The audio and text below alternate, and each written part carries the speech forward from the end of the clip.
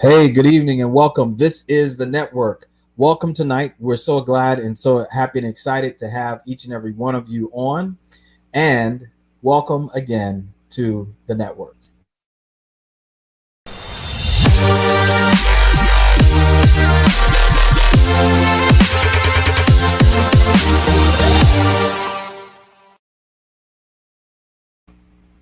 Tonight, I'm so excited to have my good friend Pierre Quinn on. He is a guru of so many things.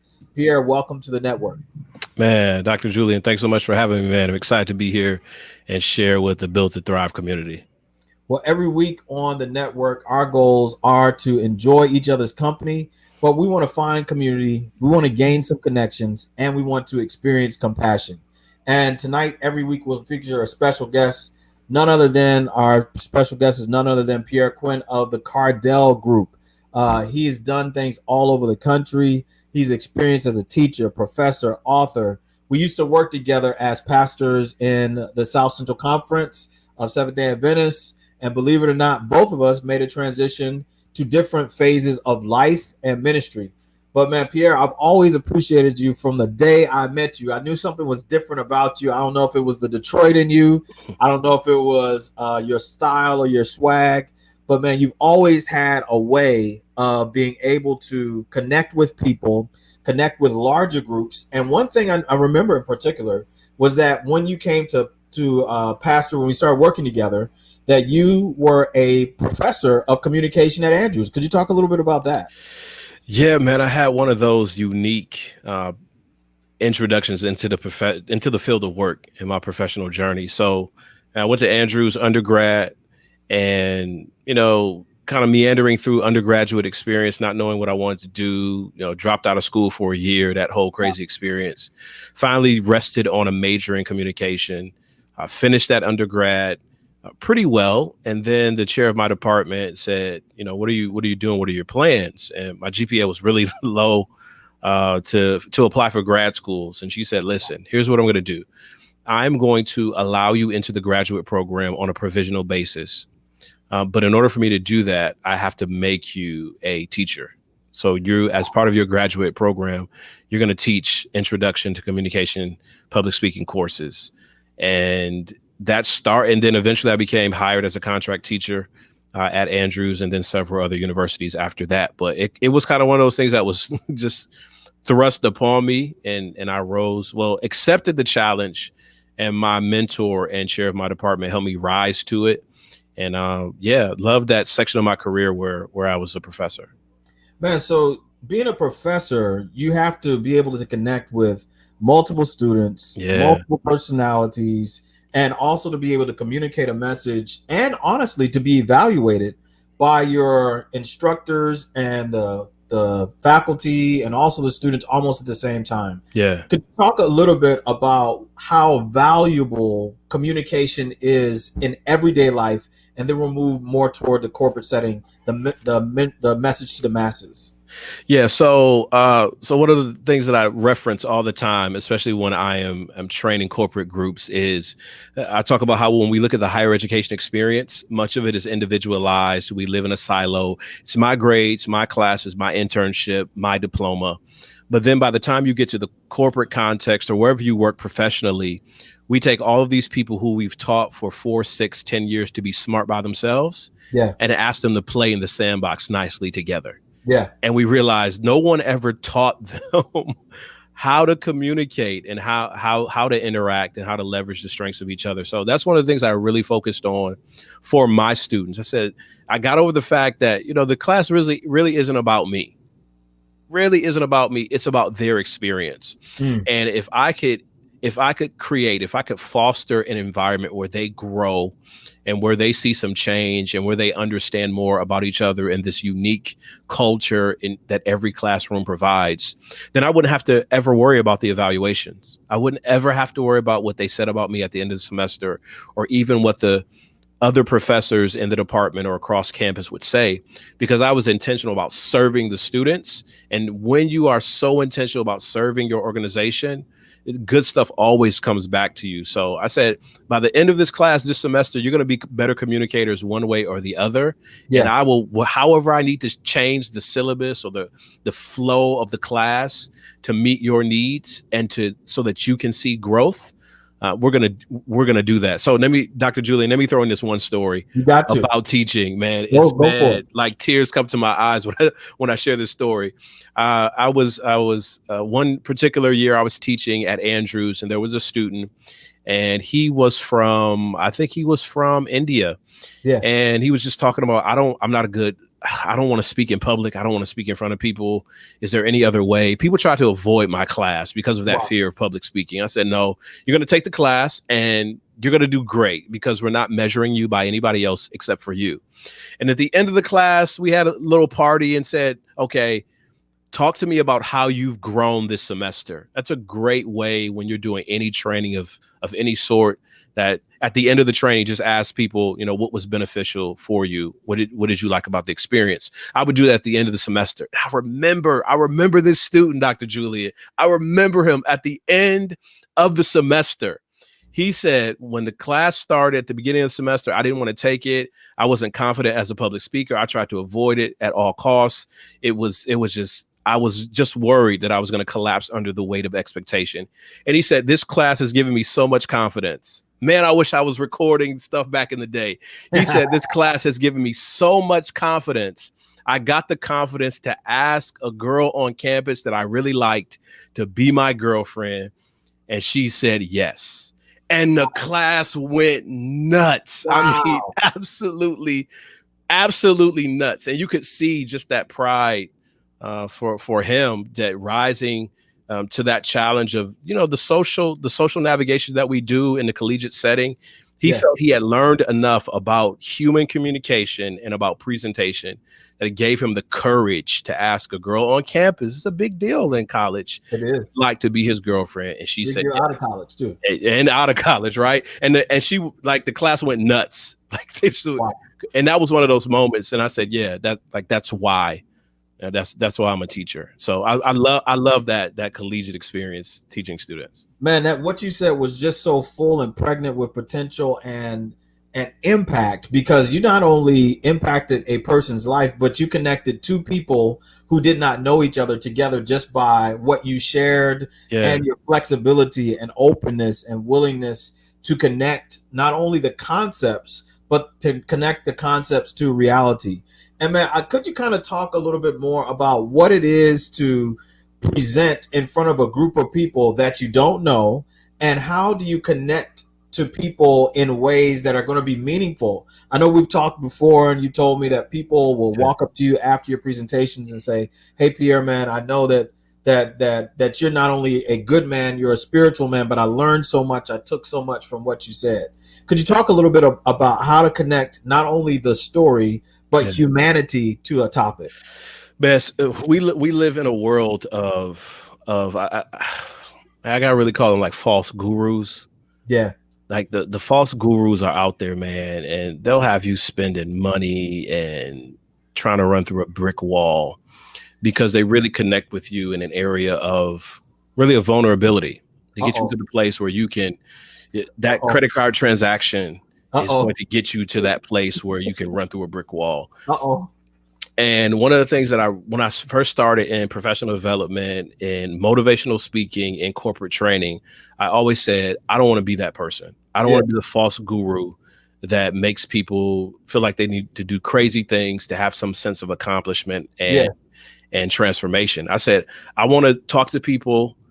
I want to speak to their head and speak to their heart, not from a person that has learned so much and is so far out ahead of them, but a person who, as a Black male, as a husband, as a father, as a professional, who is still wrestling with some of the concepts that I'm teaching them at that time, and wrestling with what it means to be authentic and truthful while helping them just have a shift in their perspective.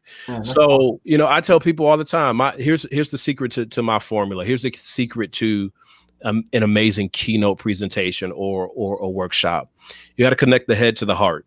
It can't just be information. It has to be transformation. And when you connect the head to the heart, because we're in this space now with emotional intelligence, it's super buzzword and everybody wants you to be sort of this empathic workplace. But a lot of us can't really have those conversations or how to navigate them. So listen, we're going to give you facts, truth, research, but we're also going to speak to your humanity. And the leaders that I speak to, I say, listen, you guys are doing great things, but you still struggle with being nice to your kids and not blowing up when someone gets on your nerves. That's as much a part of leadership as it is sealing the deal and bringing in $10 million and having an award-winning workplace. So for me, it's the same thing, Dr. Julian, man. It's the same thing I would do with my students. That's what it sounds like. It's the same thing. It's the head and the heart. And when people know you're not just throwing information at them, because the research is good. Yeah. And you're not just trying to pull on emotional strings and help them feel as the younger generation say some type of way, trying to conjure up feelings inside of them. But that integration between head and heart, where information becomes transformation. And that's why I say my mission is to help people courageously begin the journey to personal and professional transformation, because the two go hand in hand. Now, Pierre, man, what you have said, man, is so true. But in order to take people on a journey toward professional growth and transformation, you have to have that as well. And it seems like you've had some of those experiences as well. Listen, we're talking to Pierre Quinn from the Cardell Group. This is the network. We're talking to Pierre Quinn. He's dropping some jewels, some precious jewels of wisdom to us tonight. And I want you, please, to like, subscribe, and share the Built to Thrive page, but share this broadcast right now. We're in shallow water, but we're heading to deep water, and how to get your message to the masses. Some of y'all been trying to get out in the public space and you're afraid to do it. We're about to learn how to do it tonight, and how to do it effectively, with authenticity, with integrity, and with experience from Pierre Quinn. So Pierre, man, could you tell us, man? I mean, I know that, you went to Andrews, obviously you met your wife, Colleen, you have your kids, man, you get to your job and you talk about courage, but then you talk about transformation. And I know that you started out as a pastor, very successful pastor. Matter of fact, you weren't just a pastor, you were teaching at Bowling Green. You're teaching, getting the school to redesign your church. That was an amazing thing. I was like, I almost forgot about that. you were on TV within 6 months. So it sounds like you utilize all the resources around you to be able to accomplish what your mission is. And it doesn't sound like a solo mission, that it is about Pierre, but it's a mission to accomplish your goals. So could you talk a little bit about that first part? Then we're going to talk about the courage and transformation. How do you galvanize people towards your mission? Yeah. So, man, just having this conversation with you is bringing some things back into focus. That much of, you forgot. And that's the reason why we write books and do podcasts and things like this, because there's so many things that we've forgotten that are of value to people when we bring them back up and rehash them. So, thanks for the opportunity to share. I realized when, my professional journey, I was teaching at Andrews, and then I went to fundraising and development for the university. I worked about 2 or 3 years of fundraising and development at Andrews, and then I spent a year at NGO called ADRA International, Adventist Development and Relief Agency. Took a trip to Ethiopia, man, just an amazing experience. And then I come back and something is just this nudge. I'm just like, this is not it for me. So I go back to Andrews. I do theological training to become a pastor. But at the same time, I get my old job back teaching.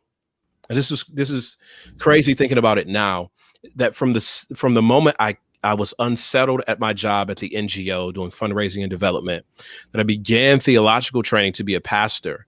At the same time, I started teaching communication courses again.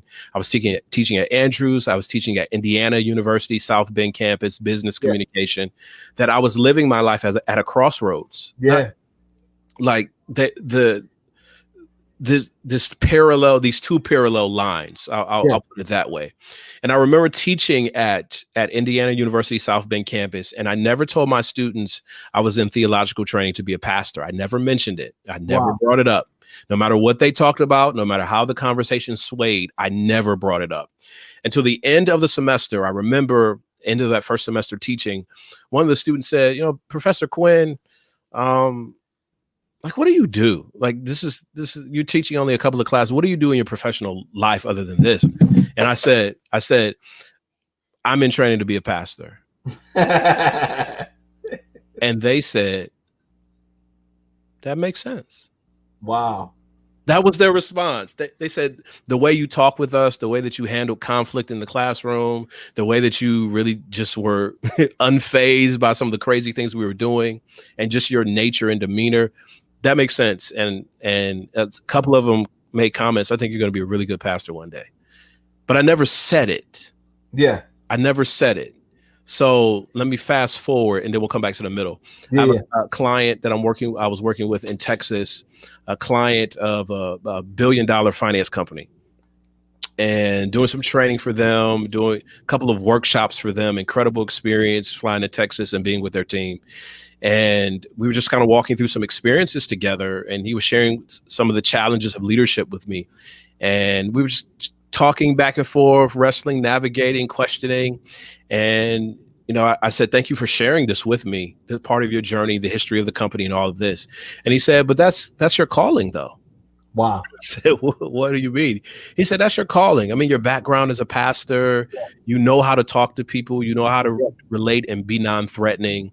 Yeah. And I'm so glad our organization found you, and we look forward to continuing to work with you. Mm-hmm. So I've always kind of been at these parallel lines of the ministry context, faith-based context, and then outside what we call the wider marketplace, and living the integration in between. So when I made the transition from pastoral ministry to full-time in my own business, the Cardell Group, it wasn't like it was a major shift maybe culturally for the people around me. Yeah. But you've been doing it the whole time. Because I started pastoring full-time, and in our denominational construct, we call them second career pastors. I think we're the only denominational construct that refers to people like that. But I started pastoring in July of 2012. I got a job teaching in, I think, August of 2013, somewhere around there. And my reason for getting the teaching job was because I wanted to have connections in the community. Yes, I had just gotten there as a pastor. I didn't have a voice. People didn't know me. So I was making relationships with it's a Western Kentucky University, research campus, huge school. Yeah. So, just making those connections, and the things that I had learned from teaching in the classroom, the things that I learned in theological training put me in a better position, because we're still talking about humanity and challenges of life. And those experiences really primed me. So when I made the transition of full-time leadership development, training, keynotes, and speaking, a lot of people were saying, what took you so long? What took you so long to get here? Because we've been seeing you do this from the inception. Man, it sounds like what you're telling us is that you don't have to stop yourself or divorce yourself, in a strong word, but divorce yourself from the skills, the gifts, and the goals that you've had all in your life. It seems like they all are a collection or a puzzle, or pieces of the puzzle to get you where you are in every step of your journey. And it seems like every step of your journey has been prophetically given to you, because you started out teaching in a classroom, you started out doing stuff. But man, then actually, man, it didn't just take starting, but it took courage to make the transition. Yeah. So, man, a lot of times, man, in the Black church, being Black, and if you ain't Black watching this, you about to get some Black right now. Come on, get it. Being Black, being a pastor is probably one of the ultimate jobs you have in the church, being alive. Yeah. Man, being Black, you got your own business. Maybe you're a lawyer. Maybe you're on a funeral home. Maybe you're a doctor or a dentist. But pastors are the top 5 professions of being African American. Mm-hmm. And so, man, not necessarily, people don't get the whole speaking and traveling thing, because people, they want to see you hossing that pulpit, sweating, snorting, all that other stuff. Yeah. But man, I mean, you took a bold move, and it seemed bold at the time, but it was really a culmination of your journey, and it was just the next level of the journey. Could you talk about what Yeah. it was like for somebody who's out here trying to make a transition, whether you're going to stay on your job or whether you're trying to own your own business, whether you're trying to get out there for yourself, whether you believe in your dream, your skills, your gifts, but you just don't know what to do or where to start? What could you talk to us about the courage factor, man? Because I think that's the crucial and critical factor to just getting started. Yeah. So courage, depending on what definition you look up, courage is that willingness to venture. That venture piece, where it's a strange word, maybe we don't use it commonly unless we put that prefix "ad" in front of it. So we're used to adventure, not so much venture. And venture like literally means to leave where you are and go somewhere else. Wow. Adventure is to begin a journey that's perilous or dangerous for the pursuit of some goal. So courage means the willingness to venture, to persevere, and persevere means the willingness to keep going along the journey as it gets tough. So venture, persevere, and then withstand. Once you get there, being resolute. That this is where I'm supposed to be. And at every stage, when you start something new, there's the ability to be knocked off and discouraged. As you say, you started and you moving down the road, there's the ability to be knocked off and discouraged. And then as you get there, there's this ability to be knocked off and discouraged. And one of the books that I first read in seminary, Introduction to Pastoral Ministry, was by an individual by the name of Os Guinness. The name of the book is The Call by Os Guinness. And Os Guinness talks about that book, that how the community, your community, however you define community, often points out and underscores the direction your life is going as sort of guideposts. Yeah. And if you present something to your community, your tribe is a modern vernacular of how we phrase it. If you present something to your tribe and your tribe says, I'm not quite sure, it's a call to go back and reevaluate what actually is happening. And are you really being called to move in this direction? So for me, it was so many things happening inside the community that I was in. I remember Martin Luther King celebration in Bowling Green one year, and they asked me to be the keynote speaker at one of the high schools about they use the legacy and story of Dr. King to tell a story about leadership in the modern context. So I'm like, how many more signs do I need in order to begin to move in this direction? I remember speaking several times in the city of Bowling Green. I remember preaching in Memphis, Tennessee, at a church there in Memphis, Tennessee. And this lady walks up to me afterwards and she says, listen, we've been going to this church for several years. My son, 16 years old, he never pays attention in church. He paid attention today. And I feel like you're supposed to be speaking in a different place. Yes. There's another lady who was at the church at the time, and she said, well, he's a pastor. He travels. He speaks all the time in different places. Yeah. And the lady said, that's not what, like, almost irritated. That's not what I'm talking about. I feel like, and I'm a person of faith, okay? Yeah. I feel like God is calling you to a bigger platform, a bigger stage, to share a message with people who might not ever come to a church. And I was like, have you been in my journal? Like, where does this come from? And as much as I kept trying to push that idea away, it just kept coming back. And here's what I'm learning about this experience as it relates to courage. If we're not careful, we can miss certain windows. Yes. Talk about that, please. You got to stay on that because people can miss some windows. Please don't leave us. If we're not careful, we can miss certain windows. There are. So, all right. So another personal story. I'm a storyteller. It's part of what I do. And when I was in Bowling Green, Kentucky, I had just finished writing my first book, Leading While Green, How Emerging Leaders Can Ripen into Effective Leaders. And I got a call from one of my good friends, well, one of people I knew in the city, and we were friends and we had done some work together, collaborated. His name is Jason Marshall. And he said, listen, I work for this consulting group, this leadership consulting group, and they've seen your book, they've seen some of your work, they know we're connected, and they want you to join the team. Wow. And I was like, what? Join the team? He said, yeah. So come in, talk to him, talk to the person in charge, just kind of hear, talk to a couple of the consultants. And I went there and I shared some books and we were talking about just my story and my journey. And they said, we want you to join the team on a contract basis. Basis. I said, I'm pastoring multiple congregations, like all this stuff in my head. They said, we're willing to work with you under contract and set up the schedule as it fits you. Oof. Because a lot of our consultants are contract consultants. So as it fits you. And I tell this in one of my keynotes, how I told them, give me a couple of days to think about it. I told them that I could not take it because I was worried about managing all of my responsibilities, and I thank them for their offer.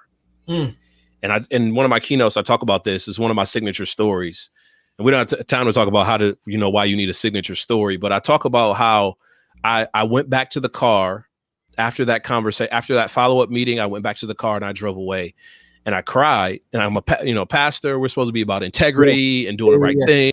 Yeah, I cried because I lied to these people. And I lied. It had nothing to do with the weight of trying to manage expectations of the responsibility.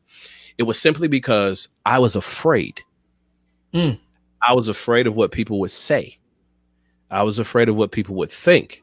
I was afraid of the coming from inner city context, 30 minutes north of Detroit, in a unique cultural environment. I was afraid of what a different type of success looked like, because I know hustle, I know urban living, I know come in the house when certain cars roll down the street. I know this house sells drugs, and this house does illicit business, and these are the movers and shake. I knew what that success in that context looks like. We're talking about now a professional environment with an opportunity to go far and wide. I didn't know what that looks like, and I'm afraid of stepping in. And I missed an incredible I missed a window. I missed a window to step into something that I felt like I was being prepared for all along, and now having to sort of redouble efforts to get back to that spot. But here's the thing about Sir Richard Branson, the owner of the Virgin brand, Virgin Airline, Virgin Mobile, Virgin Magazine, all of that stuff. Sir Richard Branson said, if someone offers you an incredible opportunity, say yes and figure out how to do it later. Oof. Someone offers you an incredible opportunity of a lifetime, say yes and figure out how to do it later. Oof. And I think we miss windows because here's the truth, y'all. You have, sorry about the y'all. I know we're professional here, but my father's from Tylertown, Mississippi. My mother's from El Dorado, Arkansas. Here's the truth, y'all. You have a lot less haters than you think. A lot less people are concerned about you than you think. A lot less people think about you than you think.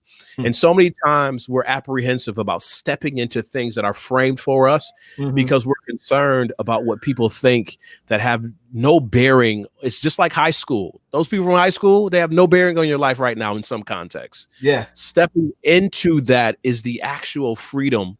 But we're so used to, man, some of us, man, we romanticize the struggle so much that when it's time to step into the actual thing, and this is not flowery motivational language, when it's time to actually step into opportunities, we are afraid because we are in love. We are married to our struggle. And when we do that, we are keeping ourselves limited, and we're keeping a whole globe of people who need to hear your specific journey and your voice to be a catalyst for what they're dealing with in their lives. We actually keep them behind as well.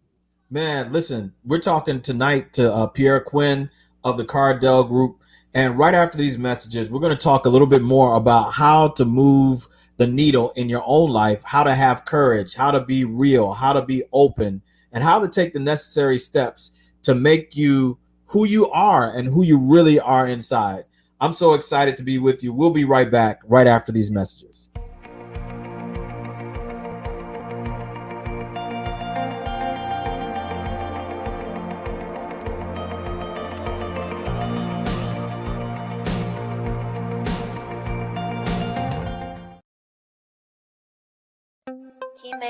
Shout out to the hip hop public health. All the healthcare workers on the front line. Together, we can make a difference. What's good, y'all? This is Doug E. Fresh coming at you live and direct. All of y'all out there, got a couple of things I want to talk to y'all about. Wash your hands, everybody. And everybody, wash your hands. 20 seconds. Come on, wash your hands, everybody. And everybody, wash your hands. My people uptown, wash your hands. My people downtown, wash your hands. People from the East Coast, wash your hands. People from the West Coast, wash your hands. That's right. First and foremost, please listen close. Take your time, wash. Use a lot of soap from the front to the back to the front. Sing the hook where you at. That's exactly what we want. If you decide to leave, please take heed. Talk a social distance, at least 6 feet. On a bus or the train, riding in your car. The further you're away, then the better off you are. 20 seconds or more.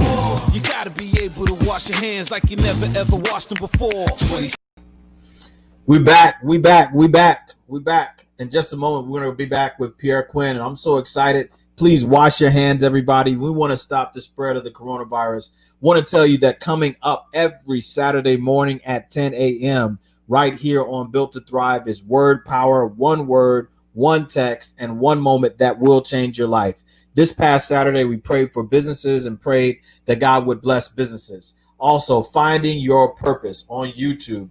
Please go there. The textbook for this is the book 5 Minutes on Purpose, which can be purchased at builttothrive.me. I got some good stuff for you tonight. We just got some merch, some Built to Thrive merch. We got the mug, and we even have the shirt and the face mask coming right up. I'm so excited to be with you, and we're back in just a moment with Pierre Quinn. Please know that every week, we'll be having somebody special on. Next week, we're going to be talking about homeschool, what to do, how do we connect with our kids from an award-winning author and homeschool parent, Terry Hunt. She's going to teach us how to do homeschooling well at home with our kids. She's a co-author of the book, African American Homeschooling.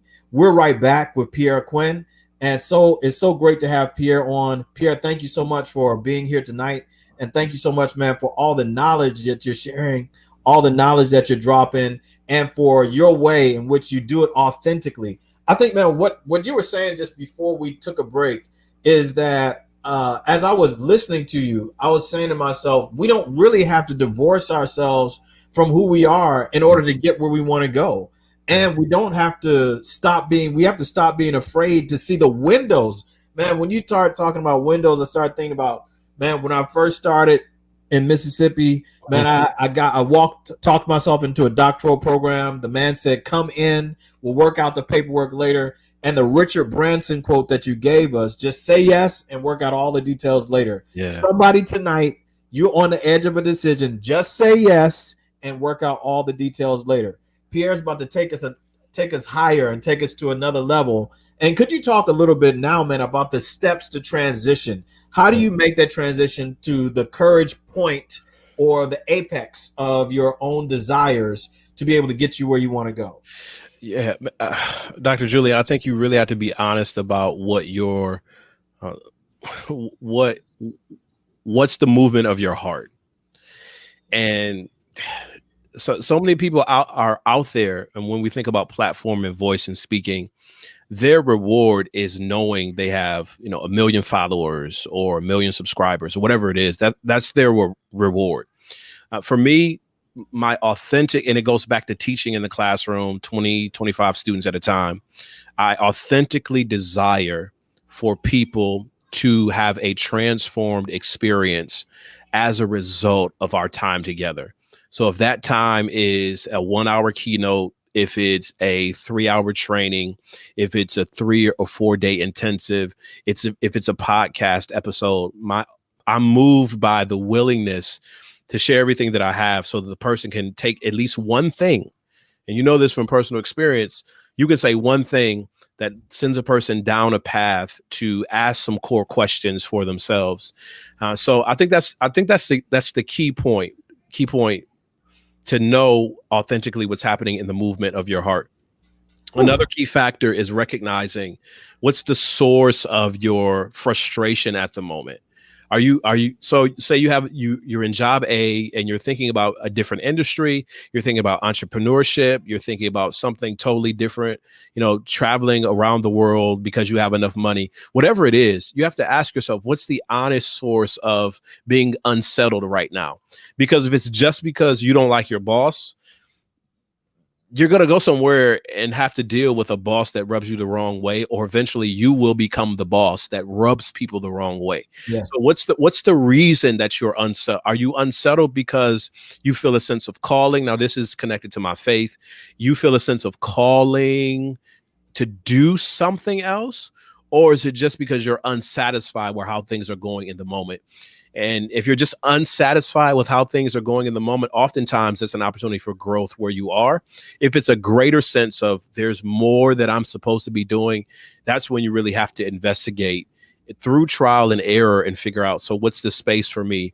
And you do it by looking at the patterns, the song of your life. What are the things that you're consistently known for, that you've done well, that don't take too much effort for you to be able to produce, that provide a sense of synergy in life for you? And is that the direction? Because sometimes that's just a hobby and sometimes it's a life calling. So being willing to do some investigation. People want to say, okay, if you're a person of faith, I prayed one night and the next day I woke up and knew I was supposed to do, or if not, I read one book about purpose, or I read one book about entrepreneurship, one book about leadership, and the very next day. Yeah. There's some work and often some trial and error. And the initial catalyst is to get you to go on that journey. And courage says, I'm going to keep going, even if I have to pivot. And quite often you're going to have to pivot to find the specific spot for you. Man, so we got a great question from Bryant. After this question, we're going to jump into how to take your message to the masses with people on here. Man, we got a lot of creators that watch, a lot of people who are doing content.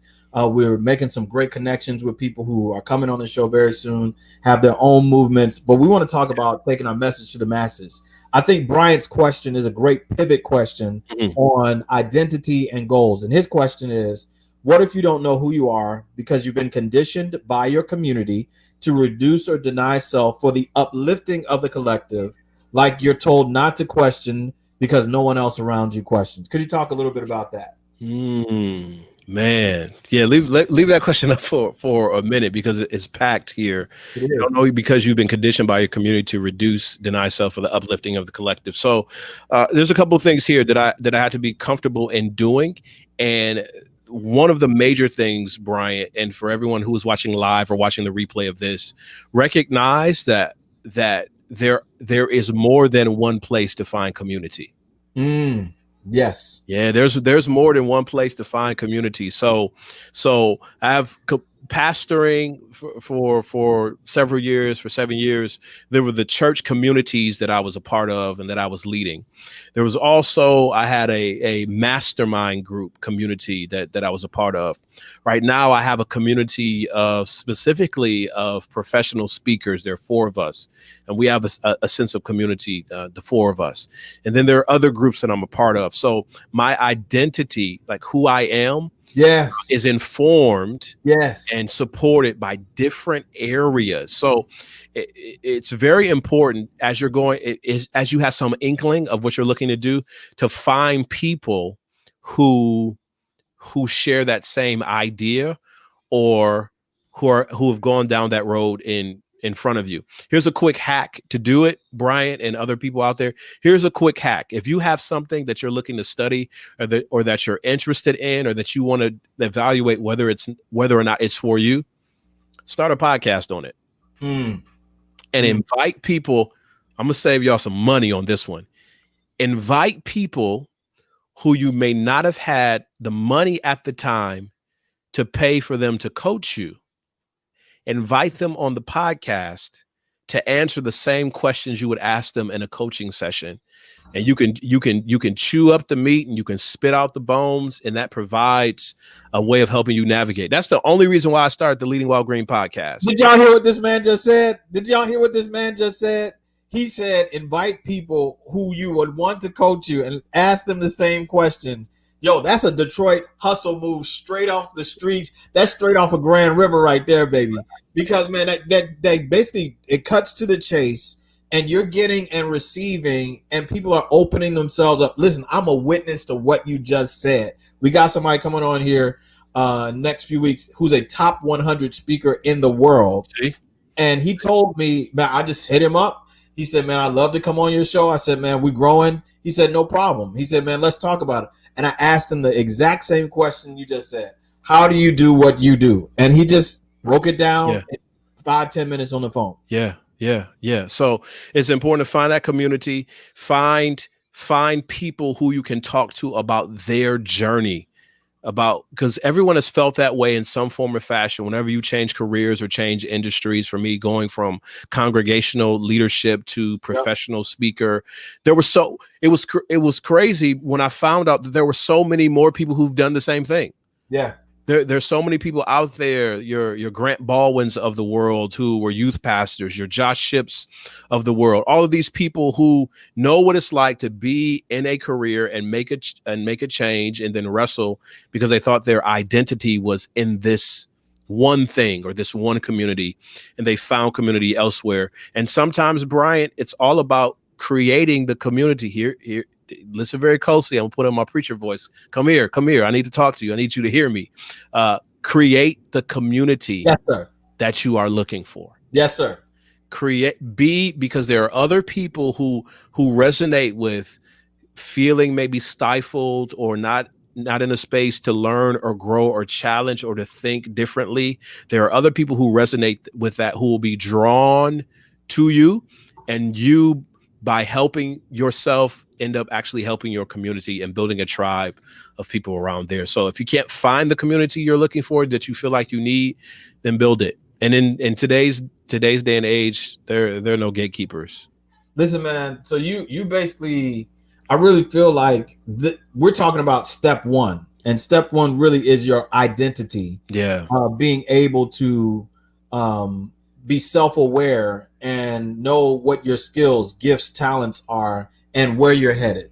Yeah. And I don't know if we really have time enough to talk about the masses, but man, you really are. People really need to hear this, man. I mean, if you are not sharing this broadcast, something is wrong with you, because this basically is a mind game that you are playing with yourself to say, I can't do it. I don't want to do it. If I try, what will happen? And Bryant, your question is a question that has perplexed African Americans. It's perplexed Hispanics. It's perplexed every culture. What will I do if my community realizes that I'm headed out of the community? What will they say? And I'm telling you, once you get to the point where you have that courage, man, you had a courage tour this year, Pierre, man, you've been speaking all over. Could you talk to us about, man, what it's like to do corporate speaking and how you've blended? Obviously, you've been sharing basically that story the whole time. Yeah. But could you tell us about what the experience will be like as you dive into the corporate space? It's one thing to get up and preach in church. It's another thing to get up and tell a story at youth time. But man, you get up in front of corporate conventions and things like that, and they want you back. Yeah. And how do you develop that whole perspective? How do you get into that space? Man, the time is yours. So, what the deception that a lot of us have to wrestle with is the deception of judging my spot or my start to somebody else's 10, 20 years of experience. Mm-hmm. That is, you start, you put a video up on social media and no one listens to it. Right. So I'm building a YouTube channel. That's my project right now. For the longest time, I've avoided the YouTube platform, building a YouTube channel, put up a video, one person listened to it, 2 people, 3 people, 4 people. And then popular speaker X or popular authority X, and they drop something and there's 50, 60,000 people that watch it. And the temptation is I'm not good enough because 100,000 people, 60 million people are not watching me. If they were watching me, I would feel like I'm good enough. Yeah. Here's what gets it for me. Likes sometimes have nothing to do with your bank account.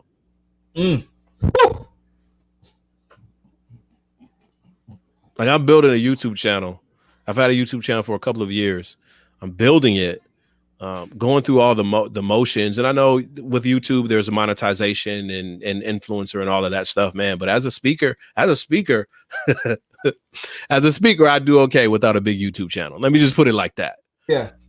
Because you recognize that what's of importance, at least in my space of being a professional speaker, is being able to deliver. Now, for me, it was recognizing for that I needed to follow a natural progression to get to corporate. And for a lot of people, corporate is like that holy grail. It's not like that for everybody. Some people just love the high school market. Some people love the collegiate market. Some people love the corporate nonprofit market, whatever. I followed a natural progression. I was a college instructor for several years. So I started in the collegiate market. I knew I could speak to that audience because I had been speaking to that audience for years. It was natural for me to say, I'm not lecturing. I'm coming in to talk about X as it relates to student success or student leadership.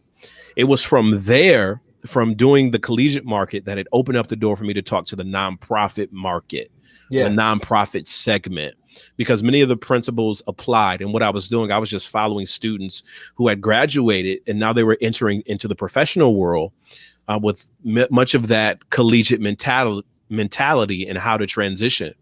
And then I knew I wanted to get to corporate, but corporate, just like anything else, and don't be fooled, folks, even with social media ads, and I know we don't have time to talk about that, even with ads and promotion and all of that, the world is driven. Listen, and that's why I'm going to ask the Built to Thrive community, who do you know that I should know? Because the world is driven by relationships. Yes. That's what drives in many of the places. And we know many of the places or organizations that we work for, we've put up the posting, because I've sat on search committees before.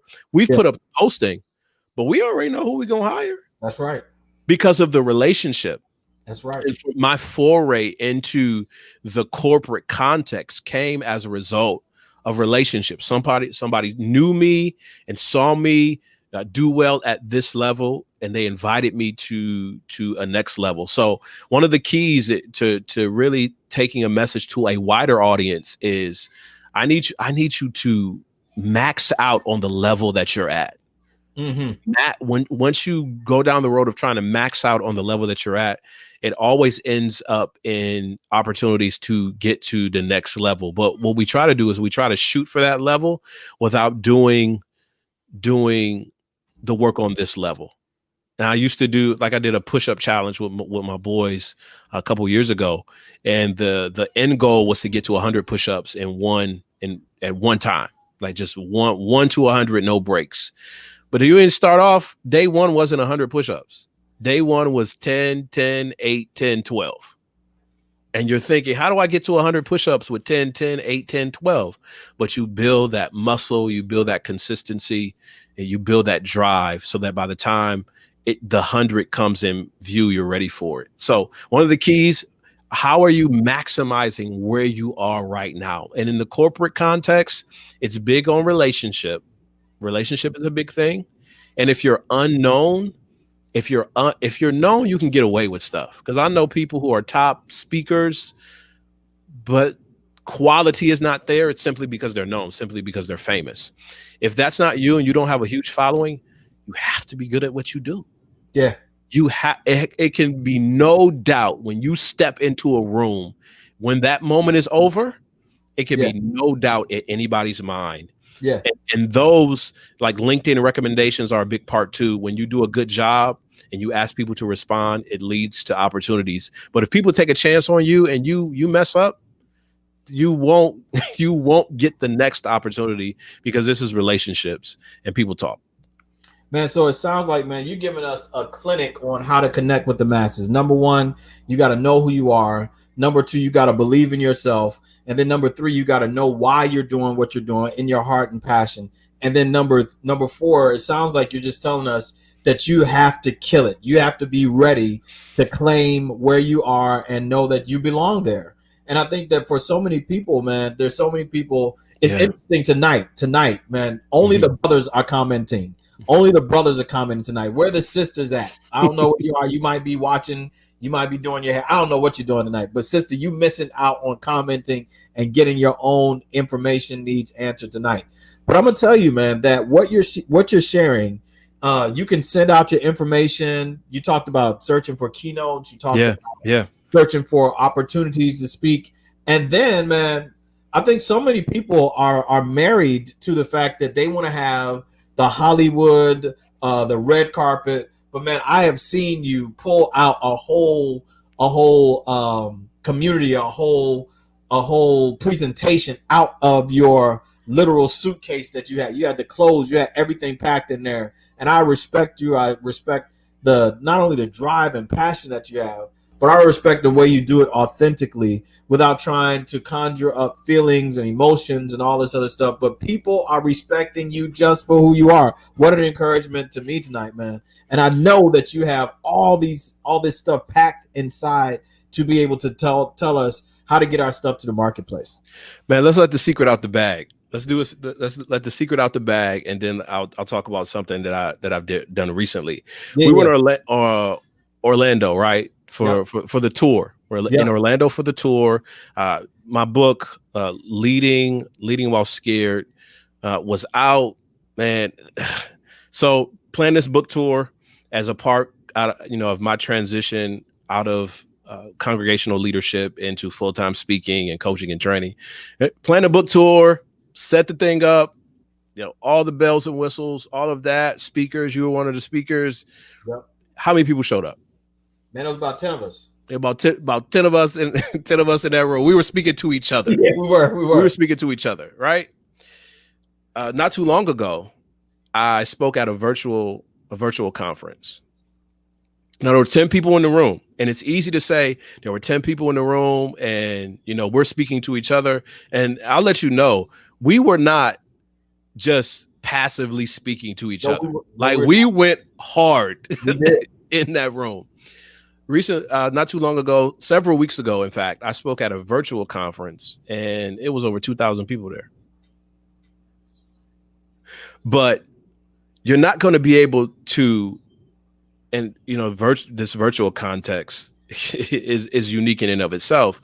But you're not ready, and many people think they are. Put me on when there's thousands of people there, and I'm ready. You know what prepared me for that moment of 2,000 plus? That's right. Being in a room with 10. I'm telling you, man. I'm telling you. And I'm that room with the 10 of us because I know in the corporate context also the number of people in the audience is not always directly connected to the amount of money on the check. We don't have time to talk about that. Yeah. Just because there's a lot of people in the room doesn't mean you got paid handsomely to do the work. Yeah. But it's a lot of times in the corporate context, it's a smaller group of people. But that space, the holding of the skills, the sharing, and it was some amazing things happening in that room with all of us that are resonated. So much has grown out of that experience. But you got to be okay with, what if I do this thing and I don't get the fanfare or the reward? I don't get the shares. I don't get the comments. I don't get the amazing things that I see so many people having. And maybe I should give up. No, that's just another rep, so that when you get to the next moment, yes, sir, it's another rep to actually get you to the next moment. Yeah. And we have to be okay, because listen, everything takes hard work. It takes hard work. And I shared this in a video that I posted recently. My aim is to be one of the top speakers in the world. Yeah. One of the top speakers in the world. And I know that's going to take an incredible amount of work. And my market is leadership, more specifically emerging leaders, because I know what it's like to sit in the seat of responsibility for the first time and not have a clue what I'm supposed to be doing and stumble along the way. And I want to speak to the head and hearts of those individuals. And that means I have to be okay with speaking to 10. Yes. So that one day I can have the opportunity to speak to millions. Yo, man, one of the things that's been hitting me is this Bible verse, and I'm going to talk about it on Saturday. Despise not the day of small beginnings. Yeah. And I think that so many people are afraid to start small. They're afraid to start in an emerging setting. Yep. But I learned so much from that time that we had together. It was like preparation for me, and it was confirmation that I could do it. And man, I just want to say thank you for all that you've done. Bryant gives a comment, and we're wrapping up. Bryant gives a comment. He says, some of us have been conditioned for self-doubt so much that even when handed the keys to the house of our dreams, we will find reasons to be skeptic.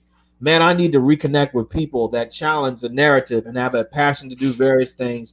More importantly, will people willing to talk and to share. And Brian, you need to be here every Wednesday night because this thing has been real every Wednesday night.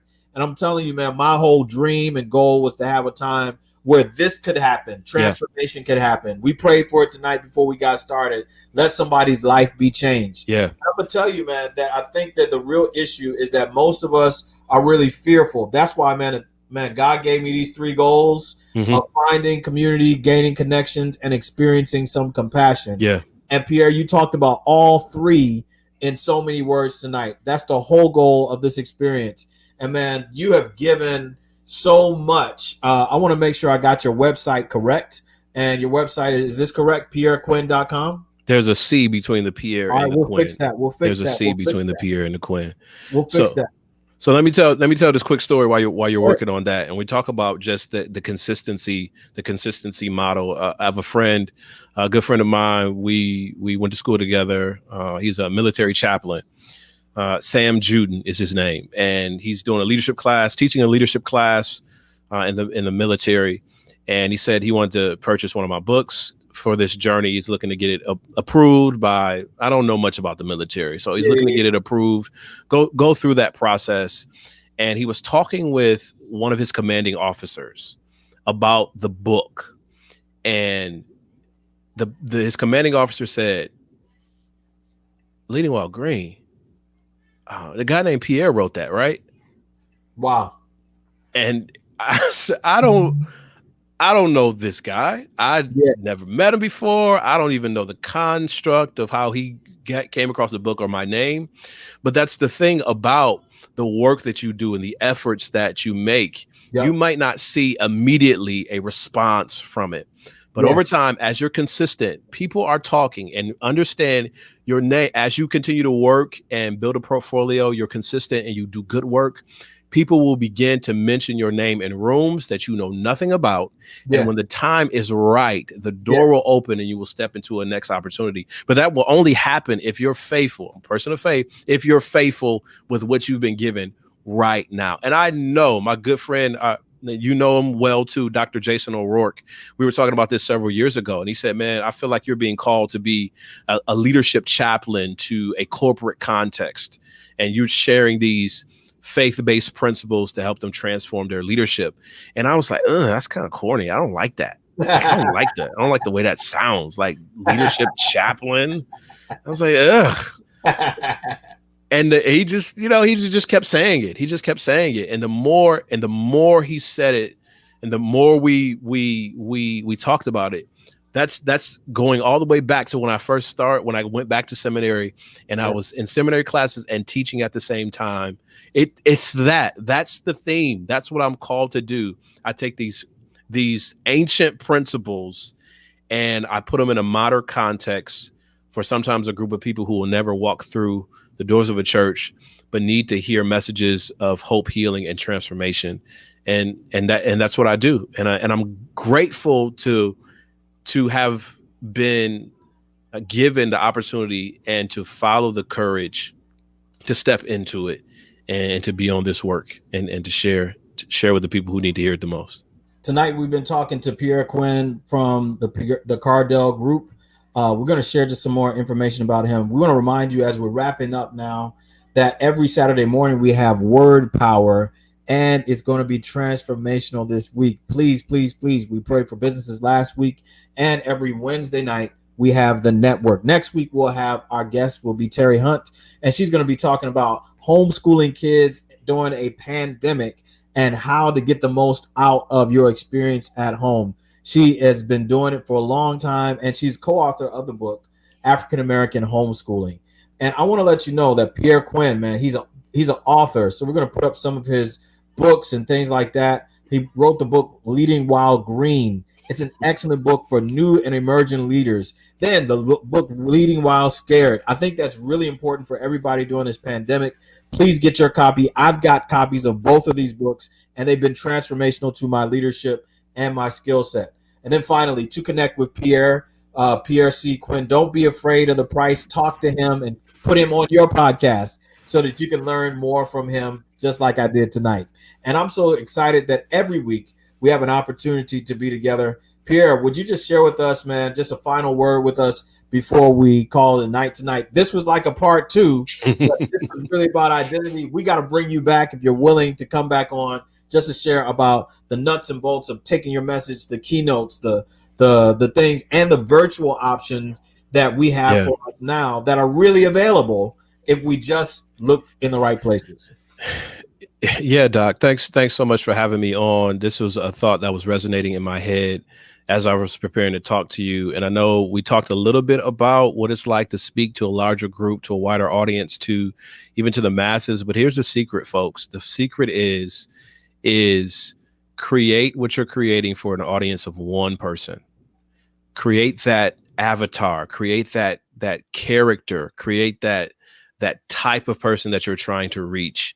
And every single time you post, every single time you share, every single time you speak, make sure you're speaking to that person.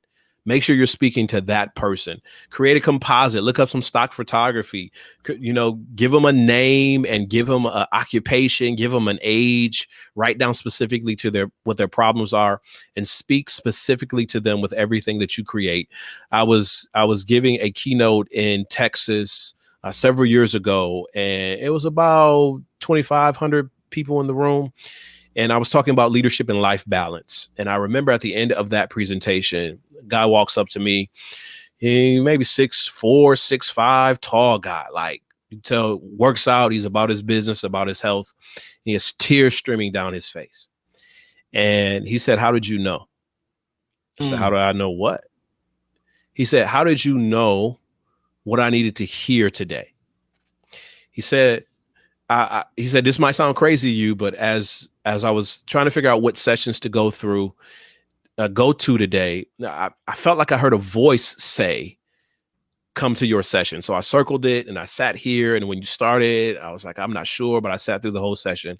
And everything that you talked about today, everything that you talked about professional life, about your family, about your self-esteem, about your mental health, about getting your life together, pointed to exactly the things that I was struggling with.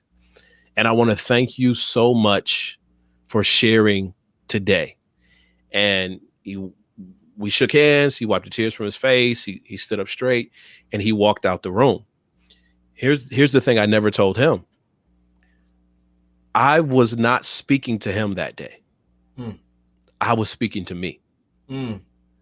Because I know what it's like to have so many opportunities, to have doors open, but to feel like you're a wreck because your life is out of balance. And I was speaking to people from that experience and sharing my journey, speaking to a younger version of myself. And by speaking to a younger version of myself and hitting those points, I ended up speaking to so many more people as I shared my journey. So every so often I'll get that reminder that, yeah, you're in the right place, doing the right thing. And I never take it for granted. And I'm excited to continue to encourage people like the Built to Thrive community to keep following the direction of that nudge. And even if it's one right now, your consistency in speaking to that one will always lead to opportunities to speak to many.